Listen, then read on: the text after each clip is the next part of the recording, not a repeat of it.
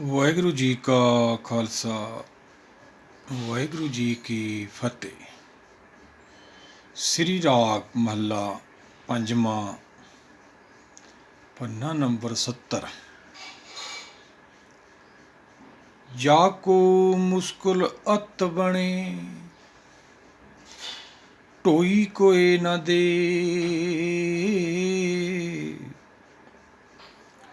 ਲਾਗੂ ਹੋਏ ਦੁਸ਼ਮਨਾ, ਸਾਕ ਪੀ ਭਜ ਖਲੇ।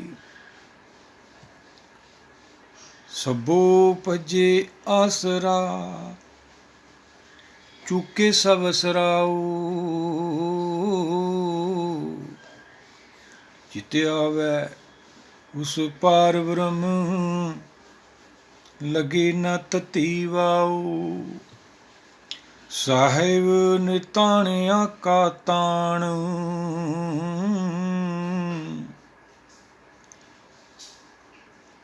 ਆਏ ਨ ਜਾਈ ਥਿਰ ਸਦਾ।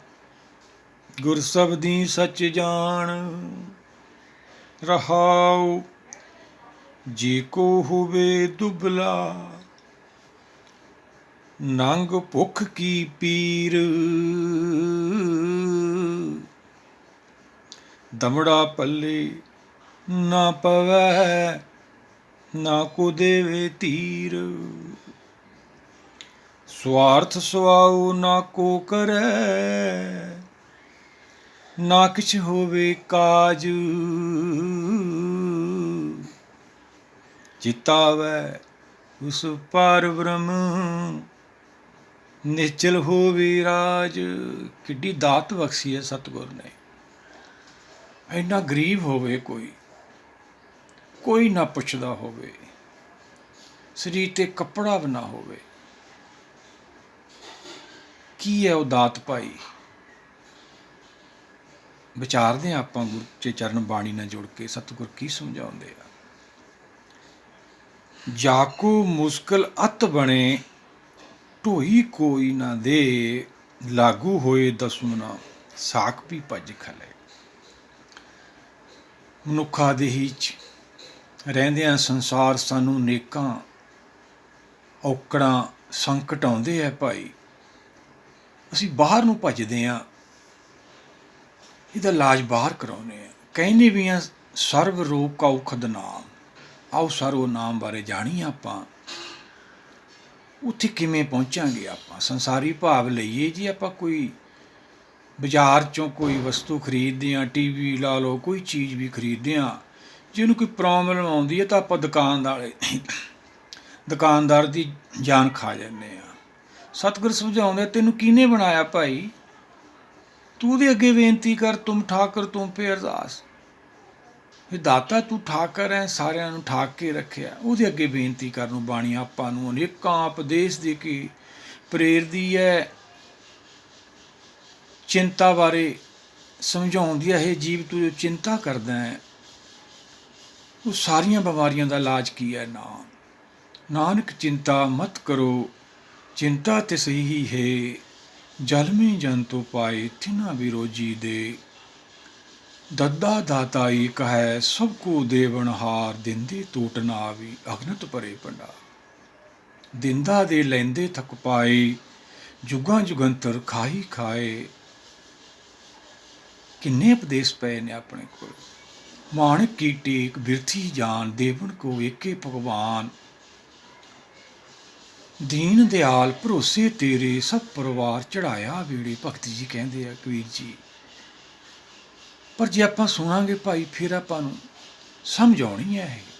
ਇਹ ਸੁਣਨ ਦੀ ਵਿਧੀ ਹੈ, ਫਿਰ ਉਹ 'ਚੋਂ ਗਿਆਨ ਪੈਦਾ ਹੋਣਾ, ਫਿਰ ਮਨ ਨੇ ਭਰੋਸਾ ਕਰਨਾ, ਫਿਰ ਸਾਨੂੰ ਬਾਣੀ 'ਤੇ ਯਕੀਨ ਆਉਣਾ। ਪਰ ਅਸੀਂ ਤਾਂ ਸੁਣਦੇ ਨਹੀਂ। ਅਸੀਂ ਤਾਂ ਗੁਰੂ ਘਰ ਜਾ ਕੇ ਬਹੁਤ ਵੱਡੀ ਗਲਤੀ ਕਰ ਰਹੇ ਹਾਂ, ਸੁਣਾਉਣ ਜਾਂਦੇ ਹਾਂ ਭਾਈ ਐਡੇ ਗੁਰੂਆਂ ਨੂੰ, ਜਿਨ੍ਹਾਂ ਨੇ ਸ੍ਰਿਸ਼ਟੀ ਨੂੰ ਸਾਰੀ ਨੂੰ ਪ੍ਰੇਰਿਆ, ਧਰਮ ਬਾਰੇ ਸਮਝਾਇਆ, ਮੁਕਤੀ ਦਿੱਤੀ ਹੈ। ਮੁਕਤੀ ਦਾ ਘਰ ਹੈ, ਸਿੱਖੀ ਦਾ ਘਰ ਹੈ। ਪਾਠੀ ਸਿੰਘ ਪਾਠ ਕਰਦੇ ਨੇ, ਰਾਗੀ ਰਾਗ ਗਾਉਂਦੇ ਨੇ, ਸੁਣਨਾ ਭਾਈ। ਜਿੰਨੀ ਕੁ ਉਹਨਾਂ ਨੂੰ ਅਵਸਥਾ ਬਖਸ਼ੀ ਹੈ ਕੁਦਰਤ ਨੇ, ਆਪਾਂ ਵੀ ਤਾਂ ਸੁਣਨਾ ਹੈ। ਜੇ ਆਪਾਂ ਨਾ ਸੁਣੇ ਫਿਰ ਵਾਂਝੇ ਰਹਿ ਜਾਵਾਂਗੇ। ਸਤਿਗੁਰ ਤਾਂ ਸਮਝਾਉਂਦੇ ਆ, ਕਿੰਨੀ ਵੀ ਤੈਨੂੰ ਮੁਸ਼ਕਿਲ ਬਣ ਜੇ ਭਾਈ, ਸਾਰੇ ਭੱਜਣ, ਸਾਰੇ ਆਸਰੇ ਤੇਰੇ ਖਤਮ ਹੋ ਜਾਣ, ਚੁੱਕੇ ਸਭ ਸਰਾਓ ਚਿਤ ਆਵੇ ਉਸ ਪਾਰ ਬ੍ਰਹਮ। ਉਸ ਅਵਸਥਾ 'ਚ ਜਾ ਕੇ ਸਤਿਗੁਰ ਸਮਝਾਉਂਦੇ ਨੇ, ਜਦੋਂ ਮਨ ਭੈ 'ਚ ਆਉਂਦਾ, ਡਰ ਜਾਂਦਾ, ਫਿਰ ਇੱਕ ਹੋ ਜਾਂਦੇ ਨੇ, ਫਿਰ ਇੱਕ ਹੋ ਕੇ ਦਾਤਾ ਤੂੰ ਬਚਾ, ਦਾਤਾ ਤੂੰ ਰਹਿਮਤ ਕਰ। ਸਤਿਗੁਰ ਕਹਿੰਦੇ ਨੇ ਪਹਿਲਾਂ ਹੀ ਕਰ ਲਓ ਭਾਈ, ਪਹਿਲਾਂ ਹੀ ਹੱਥਾਂ ਜੋੜੀ ਕਰ ਲਓ। ਕਾਮ ਪਰੇ ਹਰ ਸਿਮਰੀ ਐਸਾ ਸਿਮਰੋ ਨੀਤ। ਆਪਾਂ ਵਕਤ ਪਏ ਤੇ ਯਾਦ ਕਰਾਂਗੇ, ਪਹਿਲਾਂ ਹੀ ਉਹਦੇ ਨੇੜੇ ਹੋ ਜਾਈਏ ਆਪਾਂ। ਆਓ ਸਾਰੇ ਮਿਲ ਕੇ ਵਿਚਾਰਧਾਰਾ ਨਾਲ ਜੁੜੀਏ, ਗਿਆਨ ਦੀ ਪ੍ਰਾਪਤੀ ਕਰੀਏ। ਬਾਣੀ ਗੁਰਸ਼ਬਦ ਦੇ ਵਿੱਚ ਗਿਆਨ ਹੈ ਜਿਹੜਾ, ਉਹ ਨਾਮ ਹੈ ਬਾਹਰਲਾ, ਜਿਹੜਾ ਸਾਨੂੰ ਹੁਕਮ ਤੱਕ ਲੈ ਕੇ ਜਾਊ, ਦੇਵ ਲੋਕ ਤੱਕ, ਜਿੱਥੋਂ ਆਪਾਂ ਆਏ ਹਾਂ ਟੁੱਟ ਕੇ।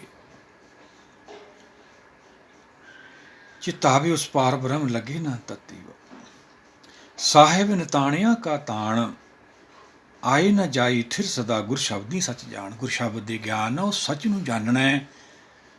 ਕੁਦਰਤ ਆਉਂਦੀ ਨਹੀਂ ਜਾਂਦੀ ਕਿਤੇ, ਆਪਾਂ ਨੂੰ ਸਤਿਗੁਰਾਂ ਨੇ ਸਮਝਾਇਆ, ਦਸਮ ਪਾਤਸ਼ਾਹ ਨੇ। ਮੁਖ ਵਾਕ ਹੈ ਜਾਪ ਸਾਹਿਬ ਦਾ, ਚੱਕਰ ਚਿਹਨ ਔਰ ਵਰਨ ਜਾਤ ਔਰ ਪਾਤ ਨਹਿਨ, ਜੇ ਰੂਪ ਰੰਗ ਔਰ ਭੀ ਕੋ ਕਹਿ ਨਾ ਸਕਤ ਕੇ, ਅਚਲ ਮੂਰਤ ਅਨੁਭਵ ਪ੍ਰਕਾਸ਼। ਅਚਲ ਹੁੰਦਾ ਹੈ ਜਿਹੜਾ ਆਉਂਦਾ ਜਾਂਦਾ ਨਹੀਂ, ਥਿਰ ਅਨੁਭਵ, ਅਸੀਂ ਉਹਨੂੰ ਮਹਿਸੂਸ ਕਰ ਸਕਦੇ ਹਾਂ ਗਿਆਨ ਦੇ ਰਾਹੀਂ। ਉਹ ਪ੍ਰਕਾਸ਼ ਰੂਪ ਸ਼ਕਤੀ ਹੈ, ਪ੍ਰਕਾਸ਼। ਸਾਡੇ ਅੰਦਰ ਪ੍ਰਕਾਸ਼ ਹੋਣਾ ਹੈ ਗਿਆਨ ਦਾ। ਫਿਰ ਨਾਮ ਦਾ ਪ੍ਰਕਾਸ਼ ਅੱਗੇ ਹੈ, ਅੰਤਰ ਹੋਈ ਗਿਆਨ ਪ੍ਰਗਾਸ, ਉਸ ਸਥਾਨ ਕਾ ਨਹੀਂ ਵਿਨਾਸ਼। ਜਿਹੜੇ ਹਿਰਦੇ ਦੇ ਵਿੱਚ ਕੋਈ ਵੀ ਚੌਂ ਵਰਨਾ ਕੋ ਉਪਦੇਸ਼ ਸਾਂਝਾ, ਆਤਮਾ ਦੇ ਅੰਦਰ ਹੀ ਚਾਨਣ ਹੋ ਜਾਊਗਾ, ਜੰਮਣ ਮਰ ਤੋਂ ਰਹਿਤ ਹੋ ਜੂ ਭਾਈ, ਸੰਸਾਰ 'ਚ ਉਹਦਾ ਛੁਟਕਾਰਾ ਹੋ ਜੂ। ਐਡੀ ਦਾਤ ਹੈ। ਅੱਗੇ ਸਤਿਗੁਰ ਕੀ ਸਮਝਾਉਂਦੇ ਹੈ, ਗੁਰ ਸ਼ਬਦੀ ਸੱਚ ਜਾਣ ਰਹਾਓ, ਜੇ ਕੋ ਹੋਵੇ ਦੁਬਲਾ ਨੰਗ ਭੁੱਕੀ ਪੀਰ, ਦਮੜਾ ਪੱਲੇ ਨਾ ਪਵੇ ਨਾ ਕੋ ਦੇਵੇ ਧੀਰ, ਸਵਾਰਥ ਸੁਆਵ ਨਾ ਕੋ ਕਰੇ ਨਾ ਕਿਸ ਹੋਵੇ ਕਾ, ਚਿੱਤ ਆਵੇ ਉਸ ਪਾਰ ਬ੍ਰਹਮ ਨਿਸ਼ਚਲ ਹੋਵੇ ਰਾਜ। ਫਿਰ ਕਿਹੜਾ ਰਾਜ ਮਿਲ ਜਾਂਦਾ ਭਾਈ ਐਸੇ ਦੁਬਲੇ ਨੂੰ, ਜਿਹਦੇ ਅੰਗ ਸਰੀਰ 'ਤੇ ਕੱਪੜਾ ਨਾ ਹੋਵੇ, ਕੋਈ ਕੰਮ ਨਾ ਹੋਵੇ, ਕਾਜ ਨਾ ਹੋਵੇ, ਕੋਈ ਪੁੱਛਦਾ ਨਾ ਹੋਵੇ। ਆਪਾਂ ਸੰਸਾਰੀ ਭਾਵ ਲਈਏ, ਕੁਦਰਤ ਰਾਜੇ ਤੋਂ ਰੰਕ ਬਣਾ ਦਿੰਦੀ ਹੈ, ਰੰਕ ਤੋਂ ਰਾਜਾ। ਇਹ ਕਹਾਣੀਆਂ ਨਹੀਂ ਭਾਈ, ਸੱਚ ਹੈ। ਸਾਨੂੰ ਭਰੋਸਾ ਨਹੀਂ ਆਉਂਦਾ, ਅਸੀਂ ਬਾਣੀ ਸੁਣਦੇ ਨਹੀਂ ਹੈਗੇ। ਜਿਹੜਾ ਆਪਾਂ ਦੇਖਦੇ ਹਾਂ ਨਾ, ਅੰਮ੍ਰਿਤਸਰ ਤੋਂ ਜੋ ਕਲਕੱਤੇ ਨੂੰ ਰੋਡ ਬਣਿਆ ਹੈ, ਉਹ ਬਾਦਸ਼ਾਹ ਦੇ ਨਾਂ 'ਤੇ ਬਣਿਆ, ਸ਼ੇਰ ਸ਼ਾਹ ਸੂਹੀ ਮਾਰਗ।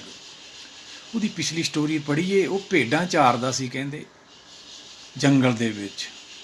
ਉਹ ਬਾਬਰ ਰਾਜੇ ਦੀ, ਇੱਕ ਰਾਜੇ ਦੀ ਨਿਗਾਹ ਪਿਆ ਵੀ ਕਿੱਡਾ ਜਵਾਨ ਬੰਦਾ, ਤਾਂ ਉਹਨੇ ਆਪਦੇ ਸੈਨਾਪਤੀ ਨੂੰ ਭੇਜਿਆ ਵੀ ਉਹਨੂੰ ਪੁੱਛੋ ਵੀ ਸਾਡੀ ਸੈਨਾ 'ਚ ਭਰਤੀ ਹੋਣਾ, ਰਾਜੇ ਦੇ ਤੈਂ ਅੰਡਰ 'ਚ ਕੰਮ ਕਰਨਾ ਹੈ। ਅਤੇ ਉਹ ਤਿਆਰ ਹੋ ਗਿਆ।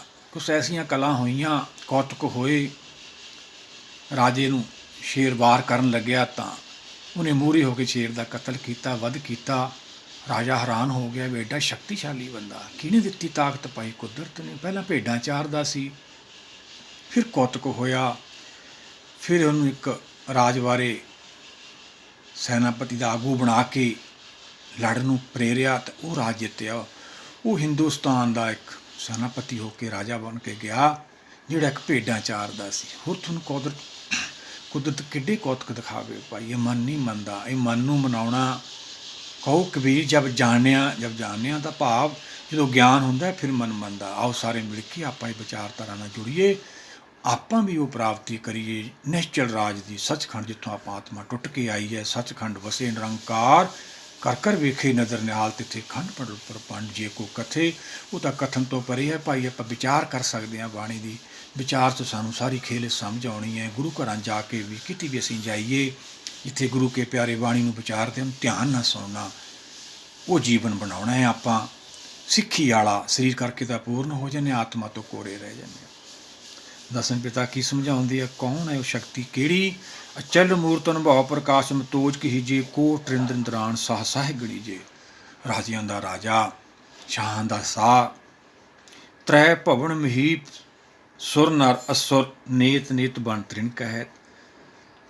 ਤਿੰਨ ਭਵਨਾਂ ਦਾ ਮਾਲਕ, ਤਿੰਨ ਲੋਕਾਂ ਦਾ ਮਾਲਕ ਸ੍ਰਿਸ਼ਟੀ ਜੀ ਨੇ ਸਾਜੀ। ਭਵਨ ਤੋਂ ਭਾਵ ਜਿੱਥੇ ਆਤਮਾ ਰਹਿੰਦੀ ਹੈ, ਹੁਕਮ ਦੇ ਅੰਡਰ 'ਚ ਉਹ ਰਾਜਾ ਹੈ। ਸੁਰ ਹੁੰਦੇ ਆ ਦੇਵਤੇ, ਆਪਦੇ ਆਪ ਨੂੰ ਕਹਾਉਣ ਵਾਲੇ ਨਰ ਜੀਵ। ਅਸੁਰ ਹੁੰਦਾ ਹੈ ਜਿਹੜਾ ਦੈਂਤ, ਨਾਸਤਿਕ, ਨੇਤ ਸਾਰੇ ਬੁੱਧੀ ਤੋਂ ਕੀ ਪੁਕਾਰਦੇ ਨੇ? ਵਣ ਤ੍ਰਿਣ ਕਹੇ ਸਾਰੇ ਹੀ ਉਹਨੂੰ ਪੁਕਾਰਦੇ ਨੇ। ਬਨਸਪਤੀ ਵੀ ਉਹਨੂੰ ਪੁਕਾਰਦੀ, ਉਹ 'ਤੇ ਬੈਠੀ ਹੈ। ਸਭ ਕੋ ਵਾਸੇ ਤੇਰੀ ਬੈਠਾ, ਘਟ ਘਟ ਯੰਤਰ ਤੋਂ ਹੀ ਉੱਠਾ। ਤਬ ਸਰਬ ਨਾਮ ਕਥੇ ਕਵਨ। ਇੰਨੀ ਗਿਆਨ ਕੌਣ ਕਥਨ ਕਰ ਸਕਦਾ ਹੈ ਭਾਈ? ਸੰਸਾਰ 'ਚ ਕੋਈ ਜੀਵ ਐਡਾ ਬੁੱਧ ਬਲ ਸ਼ਕਤੀ ਵਾਲਾ ਨਹੀਂ ਹੈਗਾ, ਪਰ ਆਪਣੇ ਕੋਲੇ ਪ੍ਰਗਟ ਰੂਪ ਦੇ ਵਿੱਚ ਸ੍ਰੀ ਗੁਰੂ ਗ੍ਰੰਥ ਸਾਹਿਬ ਦੀ ਬਾਣੀ ਸਤਿਗੁਰਾਂ ਨੇ ਵਰਨ ਕੀਤਾ, ਉਹਦੇ ਗੁਣਾਂ ਦਾ ਵਰਨ ਕੀਤਾ। ਆਪਾਂ ਵੀ ਇਹ ਵਿਚਾਰਨੀ ਹੈ ਬਾਣੀ। ਤਬ ਸਰਬ ਨਾਮ ਕਥੇ ਕਵਨ। ਕਰਮ, ਉਹਦੇ ਕਰਮਾਂ ਦਾ ਵਰਨ ਕਰਦੀ ਹੈ ਬਾਣੀ। ਸਾਰਿਆਂ 'ਤੇ ਕਿਰਪਾ ਕਰਦਾ ਹੈ ਉਹ ਦਾਤਾ।